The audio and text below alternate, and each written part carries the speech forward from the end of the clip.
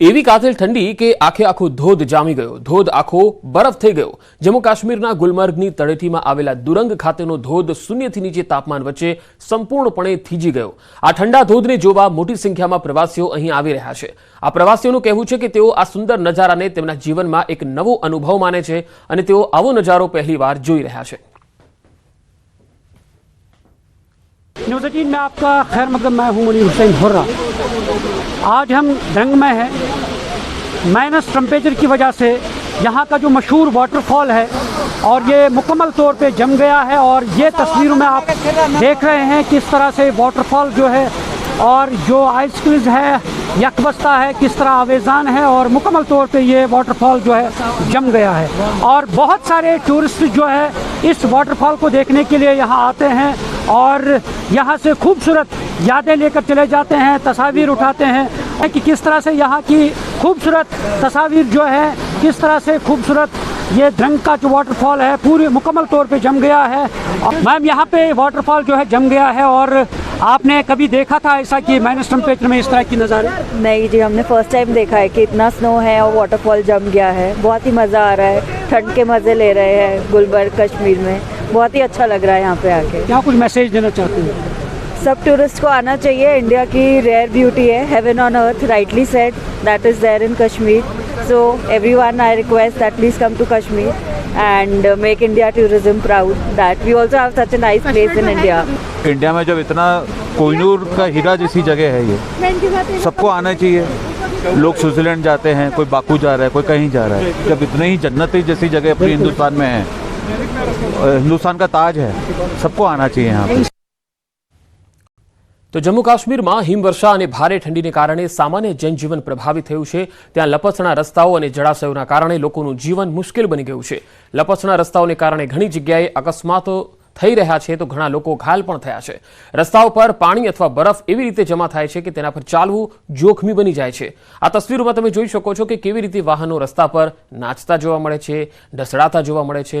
લોકો પણ ખાસ કરી અને જે બાળકો નાના હોય છે એ પણ ચાલતી વખતે નાટકી રીતે પડી જાય છે। બરફમાં થોડા ડગલા ચાલવું પણ પહાડ પર જવા જેવું લાગી રહ્યું છે। मुश्किल होता है सर इस पे चलना क्योंकि पूरी तरह जम चुका है। जहाँ तक आप भी देख रहे हो पूरी तरह जमा है, इसमें बहुत मुश्किल होता है चलना। बहुत सारे मुश्किल आता है यहाँ पे। जैसा यहाँ पे रोड है, इसमें थोड़ा सा अगर कुछ नमक शमक डालना होता है, यहाँ पे जो भी टूरिस्ट आता है सबका यहाँ पे स्लिप होता है। किसी का टांग टूट जाता है, किसी का कुछ हो जाता है, इसीलिए यहाँ पे थोड़ा सा अगर कुछ नमक शमक इसमें डालते थे ये पूरा रोड क्लियर होता था। यहाँ पे बहुत प्रॉब्लम होता है चलने में। देखो कितना स्लिपरी रोड है यहाँ। गाड़ी चलाने में क्या करना पड़ता है? बात ही मत करो, चेन लगाकर भी गाड़ी भाग जाता है इसके ऊपर। कम से कम अगर गुलमर्ग रोड को ये नमक डालता है, यहाँ भी उनको डालना चाहिए। अगर कोई नीचे गिर जाएगा उसका हड्डी खत्म हो जाएगी यहाँ पर। बहुत थोड़ा मुश्किल तो है। स्पेशली माता जी को थोड़ा तो एज हो गया है ना, बहुत मुश्किल। आप पायलगांव से आए, उधर भी यही हाल है। एक दूसरे का हाथ पकड़कर सहारा बनना पड़ता है। ही बर्फबारी होती है तो हम एक एडवाइजरी इशू करते हैं जिसमें हम ये एंटी स्किड चेन्स गाड़ियों पे बांधना लाजमी करार देते हैं, जो इफ़ेक्टिवली मॉनिटर होता है पुलिस से, जम्मू कश्मीर पुलिस से और ट्रैफिक पुलिस से। हम यहाँ पे जो हमारे दो एरियाज़ हैं, एक है गुलमर्ग और दूसरा दरंग है, हम ये इंश्योर करते हैं कि किसी भी गाड़ी को एंटी स्किड चेन के बगैर वहाँ जाने नहीं दिया जाता है। મહેસાણામાં ઊંઝા એપીએમસી ચૂંટણીમાં મતદાન પહેલા ઊંઝા શહેર ભાજપ મહામંત્રીને પાર્ટીમાંથી સસ્પેન્ડ કરાયા। ઊંઝા એપીએમસી ચૂંટણીમાં મેન્ડેટનો અનાદર કરી ઉમેદવારી ચાલુ રાખવા બદલ સસ્પેન્ડ કરાયા। મહેસાણા જિલ્લા પ્રમુખ ગિરીશભાઈ રાજગોરે શહેર મહામંત્રી દીપકભાઈ જયંતિલાલ પટેલને સસ્પેન્ડ કરી દીધા। દીપકભાઈ પટેલે વેપારી વિભાગમાં ઉમેદવારી નોંધાવી છે।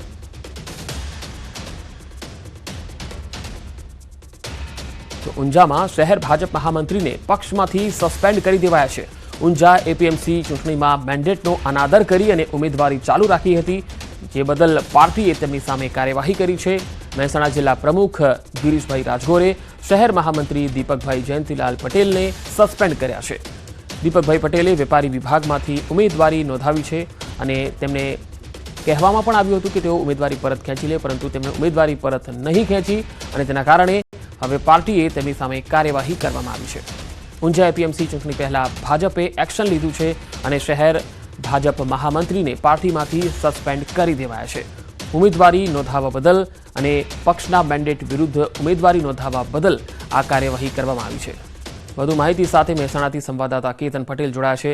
કેતન, શહેર ભાજપના જે મહામંત્રી છે તેમને સસ્પેન્ડ કરાયા છે, તેમની સાથે કોઈ વાતચીત આપની થઈ શકી છે? પહેલી પ્રતિક્રિયા તેમની કોઈ આવી છે? ચોક્કસથી જણાય છે કે ઊંઝા એપીએમસી ચૂંટણી હાલમાં રાજકીય ગરમાવો ચાલી રહ્યો છે. ઊંઝા એપીએમસી ચૂંટણીમાં હાલમાં ત્રિપાંખીય જે જંગ હોય છે કે 3 જે ભાજપના સીટ હોય છે તે આ ચૂંટણીમાં પોતાના જે ઉમેદવાર હોય છે તેના સમર્થક હોય છે તેમને લઈ આ ચૂંટણી મેળવી છે. ત્યારે હાલમાં ભાજપ દ્વારા જે વેપારી ઉમેદવાર હોય છે 4 જેટલા જે વેપારી ઉમેદવાર છે તેમને મેન્ડેટ આપવામાં આવ્યું છે. ત્યારે અન્ય લોકોને સમજાવવાનો પ્રયત્ન કરવામાં આવતા જે ઊંઝા શહેરના જે ભાજપના મહામંત્રી હોય છે તેને મેન્ડેટનો અનાદર કરતા તેને હાલમાં સસ્પેન્ડ કરવામાં આવ્યો છે. મહેસાણા જિલ્લા પ્રમુખ શ્રી રાજકોટ દ્વારા દીપકભાઈ જયંતલાલ પટેલને હાલમાં સસ્પેન્ડ કરવામાં આવ્યો છે. ઉલ્લેખનીય છે કે દીપકભાઈ દ્વારા વેપારી જે બેઠક હોય છે તેમાં ઉમેદવારી નોંધાઈ હતી, પરંતુ ભાજપ દ્વારા મેન્ડેટ જાહેર કરવામાં આવતા આ મેન્ડેટનો અનાદર કરતા તેમને હાલમાં સસ્પેન્ડ કરવામાં આવ્યા છે. જી કેતન, આભાર માહિતી આપવા માટે.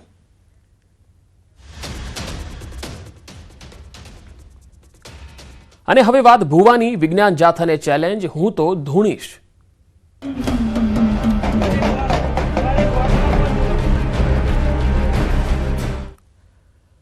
બનાસકાંઠાના થરામાં ભુવાજીના સમર્થનમાં હજારો ભક્તોની સાથે ભાજપ નેતા અને થરા માર્કેટયાર્ડના પૂર્વ ચેરમેન અણદાભાઈ પટેલ પણ સમર્થનમાં આવ્યા.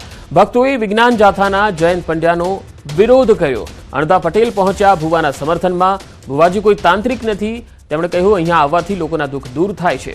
જયંત પંડ્યા જોડે ભુવાજી ખોટા છે એવા પુરાવા હોય તો તેઓ રજૂ કરે.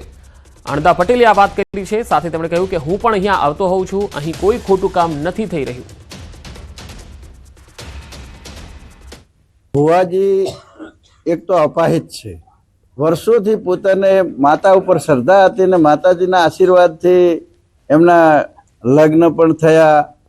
અને તમે જોતા હશો કે અમે આટલા વર્ષોથી જોવે છે પણ ભુવાજીની સાદગાઈ છે. મંદિરે પૂજા કરે છે, પોતે આસ્થા રાખે છે, પોતે કોઈના પૈસો લેતા નથી. હું પણ દર વર્ષે 1-2 વખત તો દર્શન કરવા આવું જ છું. અને માતાજીની શ્રદ્ધાથી જેને કોઈને હાજુ થાય તો પોતાને કોઈ મોદગી હોય કે બીજું હોય કે કોઈ ઘરનું હોય કે એવા કામો માતાજીની શ્રદ્ધા રાખીને લોકો આવે એમને ભુવાજી કહેતા હોય છે કે માતાજી તમારું સારું કરશે ને માતાજીનું સારું કરે તો કૂતરાને રોટલા નોખજો કે આવું કંઈ કહે છે. પણ પૈસાની માગણી કરતા કોઈ જોડો હજી કોઈ પ્રશ્ન આવ્યો નથી. જે જાથાવાળાએ જે કર્યું છે એ ખરેખર નિંદનીય છે. એમણે ખોટું કર્યું છે. આવા ભુવાજીને એમના ઉપર ખોટા કેસ કરવાનો જે કાળવતરું કર્યું છે એ ખોટું છે. જે કરતા હોય ને આવા ખોટા આક્ષેપ ન કરો અને ખોટું થતું હોય ત્યાં પકડો, એ જરૂરી પણ છે. એવું નથી પણ આવું આવે